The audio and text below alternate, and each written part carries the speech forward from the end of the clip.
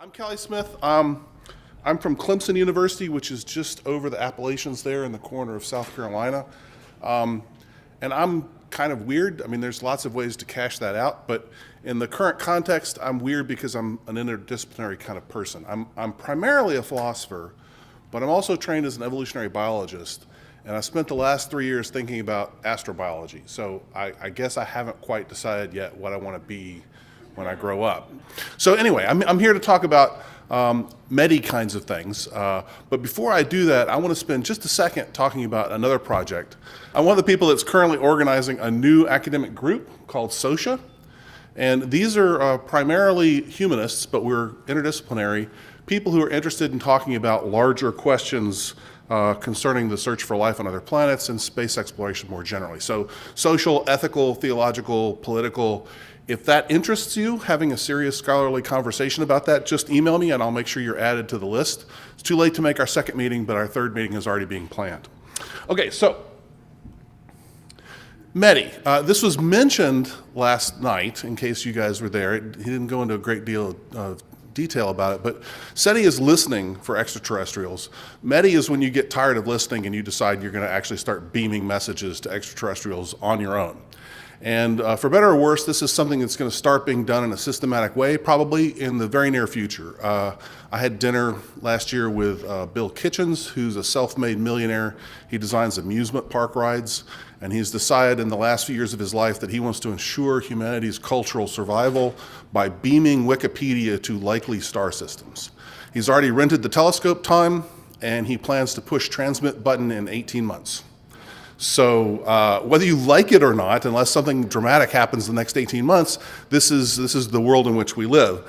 And there's a bit of a debate, sort of a cottage industry, about whether or not this is a good idea. I'm just curious, show of hands, how many people think, no, that sounds like a pretty good idea? Okay, how many people think, that sounds like a kind of a bad idea? This is basically 50-50.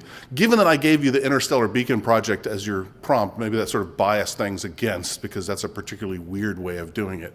But there are a lot of scientists in the community that want to sort of justify this. And the kind of argument I want to spend a little bit of time talking about today is a paternalistic argument, right? So paternalism is just essentially any time you want to infringe on someone's liberty, but you're doing that for their own good. So it comes from the Latin pater, meaning father. So the idea is that just as your father infringes on your liberty, but it's for your own good, son, that there are situations in which it's morally okay to infringe on other people's liberty. And this is a really common attitude among scientists, at least when they get together with other scientists over beer and they talk about things. So, scientists talk about how stupid the rest of the world is and how the world would be so much better if scientists could just make the decisions, and they hate dealing with bureaucracies and politics and all this kind of stuff. There's a really good documentary, if you're interested, called A Flock of Dodos. It's about creationists, which is something I work on a lot. And one of the best scenes, this is a movie that gives both sides a bit of a hard time. And one of the scenes in the movie is a bunch of evolutionary biologists sitting around a poker table and just sort of talking. And everyone I've ever shown that movie to says, man, those guys are sort of jerks, right? They're really arrogant jerks. And I'm like, yes, and I don't think that's a very helpful sort of attitude. So that's a particularly extreme form of paternalism, but when it comes to METI, people do have other forms that I'll talk about in a second. So first I want to talk about some general considerations, and then I want to talk about some explicitly ethical ones. So the first obvious point to make, this should be obvious, public policy is not science, right? So it is true that scientists are experts at science, but they're not necessarily experts at public policy, and those are two different things. Public policy, by definition, in a democratic society means dealing with people who are not as smart or scientifically literate as you are. And telling them that they're stupid and not scientifically literate and they should just follow you is not an effective mechanism, right? It just isn't, right? So you're going to have people who are experts in public policy make these kinds of decisions. Now, I will certainly grant that science should play a larger role in public policy decisions. I do not grant that science should be the only consideration in public policy decisions. And when people imply scientific paternalism, that's kind of what they're implying, is that they should be allowed to make all the public policy decisions. I'll just add here for fun that my hypothesis is that the social IQ of the average scientist is probably considerably lower than someone in the population. That doesn't matter when you're talking about stellar dynamics. It matters a lot when you're trying to convince someone that the decision you just made on their behalf is a good idea. So. Also, scientists, just like all experts, tend to overestimate their abilities, right? So people tend to think that the hoi polloi, people who are uninformed, are really bad at making decisions. They tend to discount the rationality of sort of non-rational decision-making technologies, and it's certainly true that there are all kinds of biases that people are subject to. I'll talk about those more in a second. And those are problems, but it doesn't necessarily mean that people who aren't experts are bad at making decisions. And in fact, there's a lot of literature in the last 15, 20 years that shows that groups of non-experts actually sometimes can defeat groups of experts even on relatively technical problems. So the idea that if you get 20 PhDs in physics together, they will surely come up with the right answer, I think is at least questionable, right?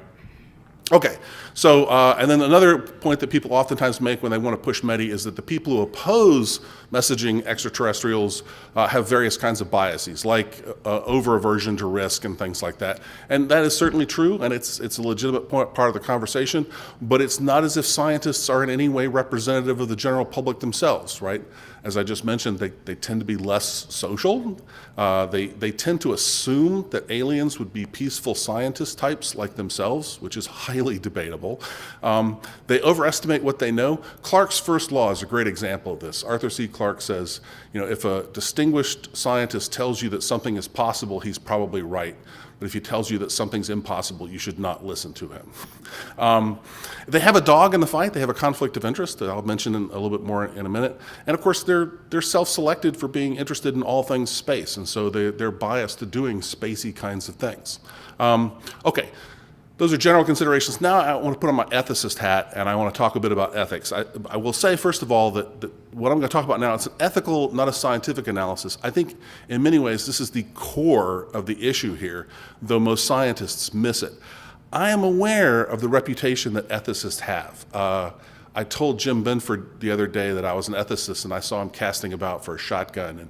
And then he had inspiration, and he said, "You know who's interested in ethics? My brother." And I thought, I wonder if Greg would be so happy that I get sent to him by Jim.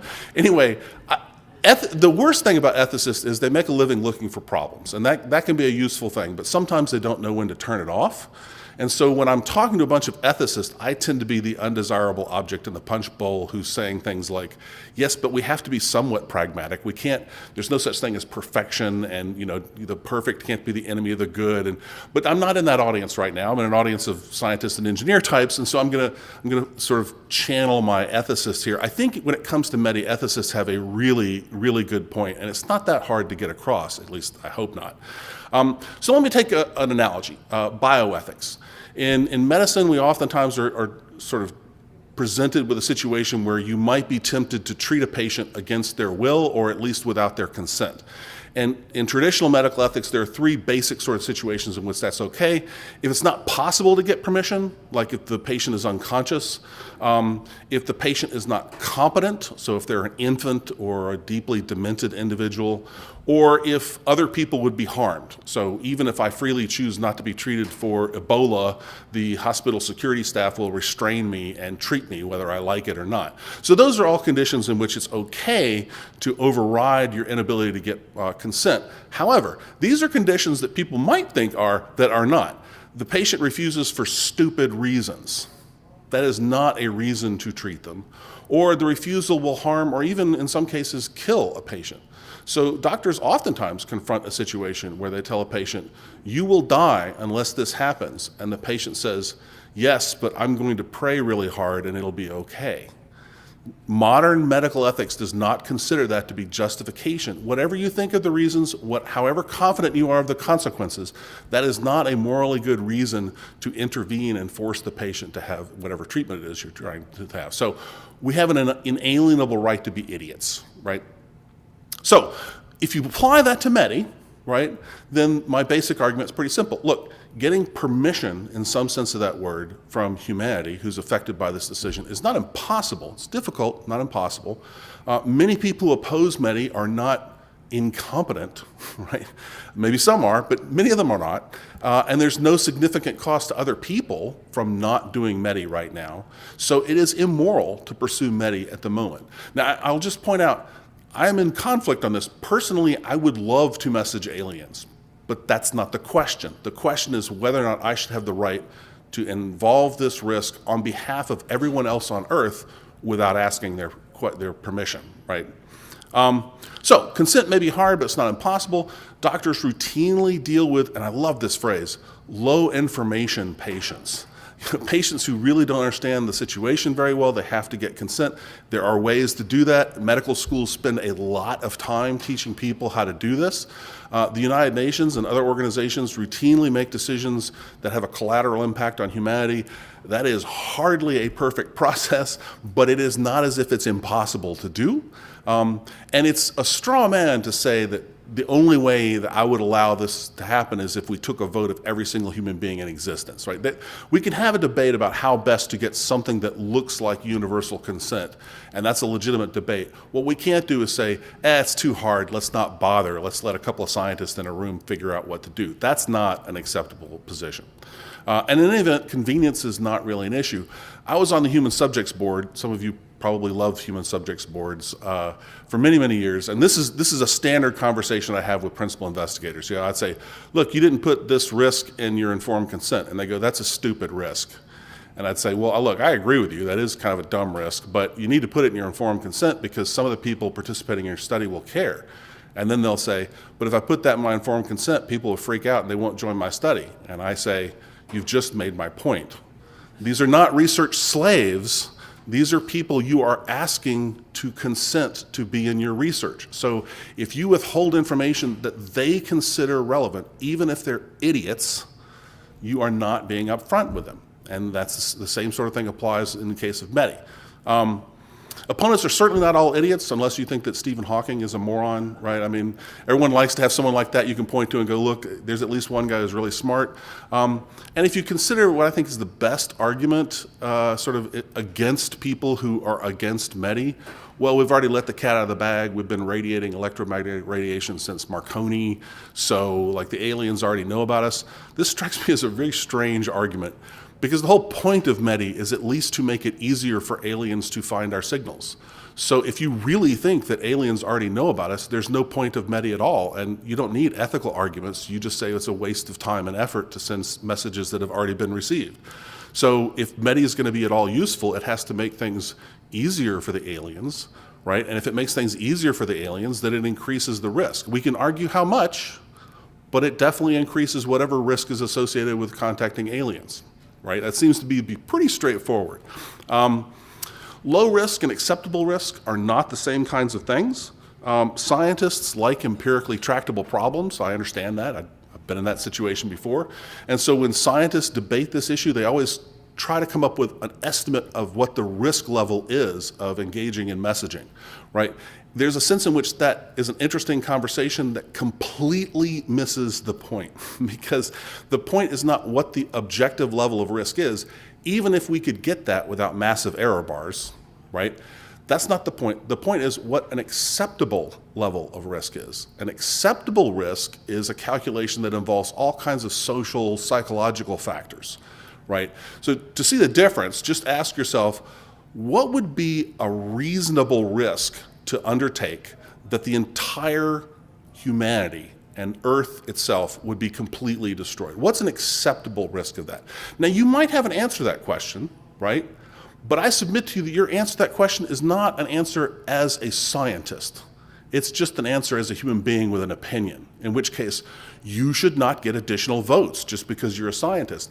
I don't even know how to approach answering that question in a scientific manner. Maybe I'm missing something. Certainly the debate so far has not undertaken that question. And there's no negative impact to other people, particularly if we're talking about delaying for 50 years or 100 years. I mean, no one's going to be harmed by that except the scientists who want to engage in METI. And that's actually an important reason, because if the scientists who want to engage in METI are the only ones being harmed, they have what we in the business call a conflict of interest. And one thing we really know, we have good empirical data on this, if you have a conflict of interest, that influences the way you make decisions. It doesn't mean that the scientists who want to do METI are evil. It just means that their decision-making on this question is influenced, likely in ways they don't fully appreciate, by these kinds of considerations. In medicine, doctors used to take all kinds of little tiny tchotchkes from drug companies. My father was a physician. I used to always go to school with, Feldicam, Proxine pens and weird hats and stuff like that, because they just gave them out like candy. And doctors said, well, I'm not influenced in my prescriptions by pens and free hats. Well, guess what? Yes, they are. It seems irrational, but that's the way the human brain works. People are influenced by these kinds of things. Okay, so sort of wrap this up. There are at least three questions here that I think are getting confused in the debate. The first question is, what is the objective level of risk of messaging aliens? And that's what almost all the debate has been focused on. And that's an interesting question, and we can talk about that all we want to. But that's not really the important question. The important question is, should we message aliens now? And that does not, your answer to the first question does not immediately tell you what the answer to the second question is. You might think that the risk is objectively low and nevertheless believe that it is not okay to message aliens right now. This is a point that I think escapes a lot of people's attention. And then the third question is, should we ever message aliens? And that is a question which is distinct from the second question. I can very easily take the position that we shouldn't be messaging right now because we don't have anything like consent. Right? But that doesn't mean that in 50 years or 100 years, we might not be in a position to do that. And so a lot of times the advocates of METI will say, well, if we don't message now, we'll never message, and that means we'll never reap the benefits of contacting. Well, you don't have to believe that, right? That is not a necessary connection that you're required to undergo.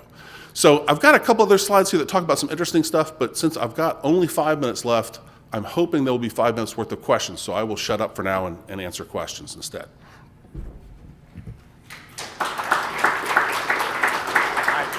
Scott Guerin, is there such a thing as safe METI? For instance, messaging to M31. Send them an image. I'm writing an article called Smile Andromeda. Well, are we talking about absolute probabilities, or are we talking about acceptable risks? 2.5 million to 1, I bet. Well, is 2.5 million to 1 an acceptable risk to take of the complete extermination of all humanity? That's a separate question. That's all I would say. And so, I mean, like you very quickly, which I think this is an interesting discussion to have over beer, right? But you very quickly get into a discussion which involves like aspects of alien psychology, and we don't know much about alien psychology. I mean, we can speculate, but it's just that. And so, Great Maddox. What was that? Sorry. So, at the very least, when you message, however innocuous the signal is, you're telling the aliens your location. You're telling them there is a species in this area that is technologically backward. You are at least communicating that much. Next. You've been talking about METI in that we're wanting to contact, that we're wanting to transmit this information Right. to have mutual communication, but one reason to send Wikipedia off planet would be to try to preserve that knowledge if something happened here. So you're saying that sending that knowledge to aliens is one way of attempting to preserve it? Is that? Yes. Yeah, well, that's exactly what Bill Kitchen says. Okay. And in a way, I think that's kind of an interesting argument. From a personal point of view, I find that kind of intriguing. But that's not the question, because it's not my job to make that decision on behalf of humanity. If you guys elect me dictator of the world and you empower me to make that decision, I may very well decide to hit the transmit button. But you haven't, and I doubt you will, make that election. So until you do, I think there's an important distinction between, wow, I think that would be cool, and I think we should do it immediately. Do we have other choices? Or are you the one running? No, I'm the only candidate. It's either me or nobody. So I'm Bill Gardner. If you had the capacity to send your own favorite work of literature, be it in faith or science fiction or in anthropology, and it's not Wikipedia, what would it be? I'd probably, this is kind of a weird geeky answer, I'd probably send Kant's Critique of Pure Reason. Because that would keep them scratching their heads or their cranial areas for a long, long time. That would, or they come and destroy us for having weird, I mean, it would at least be an interesting experiment. You'll be happy to know I read that in German in high school. Der Kritik der reinen Vernunft. There you go. There you go. Yeah, I'm Greg Matloff. I had a debate a number of years ago, an informal debate with Doug Vakush of SETI Institute. Doug had a concept, and may even still hold to it, called altruism, that any communicative civilization will have to develop altruism. Right. And I think that is dependent upon species. I could imagine a low-gravity world where the arachnids of the praying mantises develop technology. And in cases like that, after coitus, the female eats the male. And I wouldn't like that, and I wouldn't consider it very altruistic. But they would look at us and think, look at all those stray males running around. What good are they?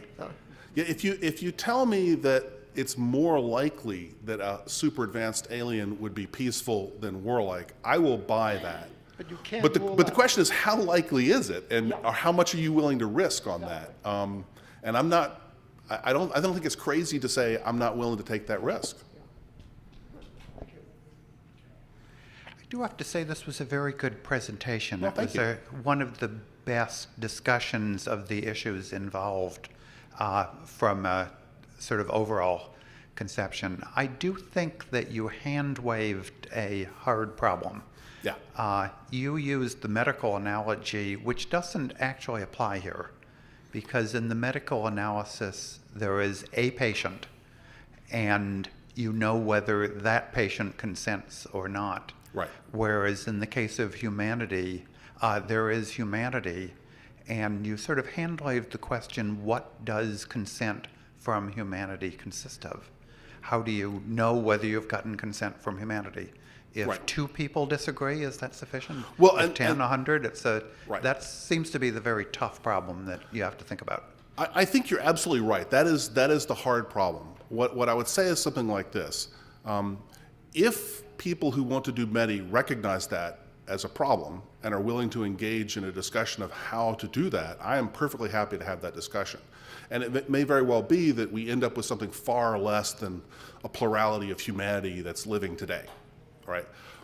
But I think it's probably not being too unfair to say that the actual history here is people went to the IAU a couple of times and tried to get them interested, and they weren't. And so they threw up their hands and said, well, I guess there's no getting a consensus. And I don't think that's due diligence. So whatever due diligence looks like, that ain't it. And I think that, you know, if 20 years go by and we've tried 17 different things and nothing works, then maybe it's looking like it's impossible, and that changes the calculation. But I don't think we're anywhere near arguing for that right now. So I'm not sure how to pose this question, but we've kind of been polluting the electromagnetic spectrum for, what, 70 years now already? So how would this be received any differently than the current streams of information that are already being sent out? Well, one thing to say is that the sort of passive electromagnetic radiation is a lot less than it used to be now that we're switching over to other kinds of networks like microwaves and stuff like that. But I went to a conference recently where I think it may have been Doug Vakoch. Someone had the analogy, they said, what we've been doing in the past is analogous to boys' camp is on one side of the lake and girls' camp is on the other. And you attempt to communicate with girls' camp by virtue of putting your hands in the water and creating Morse code with waves. So is it detectable? Yes. With a high enough technology, the girls could detect that you would like to come over there and do whatever, right? So that's communications. But METI is more like taking out a bullhorn and speaking directly to the girls. And I think that's a legitimate sort of analogy. However likely you think it is that aliens have detected the signals we've sent out, it will be much easier for them to detect a high-power laser aimed directly at their system than having to deal with the power law and all that kind of stuff. And if they were able to interpret our current electromagnetic spectrum, would there be any concerns? if they were able to interpret, like if they Like got our video.